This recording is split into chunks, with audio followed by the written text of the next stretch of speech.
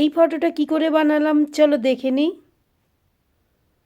Photo দিয়ে আমরা কতগুলো ফটো বানাতে পারি সেটা চলো আমরা একটু দেখে নিই।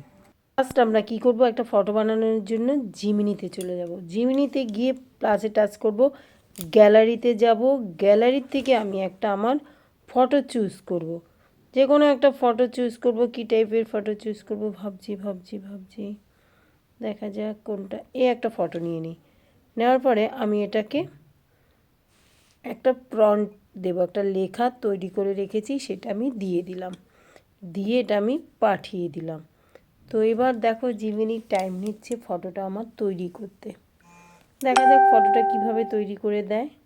তো খুব ইজি, তোমরা যদি চাও প্রম্পটটা আমি যে দিলাম এটা স্ক্রিনশট নিয়ে কপি করে পেস্ট করে দেবে, তাহলেই কিন্তু তোমাদের ফটোটা চলে আসবে। দেখতে পাচ্ছ আমার ওই ফটোটা থেকে আমাকে এরকম একটা ফটো বানিয়ে দিল। তো এরকম ফটো যদি বানাতে চাও অবশ্যই ভিডিওটা শেয়ার করে রাখো। আরও ভিডিও পেতে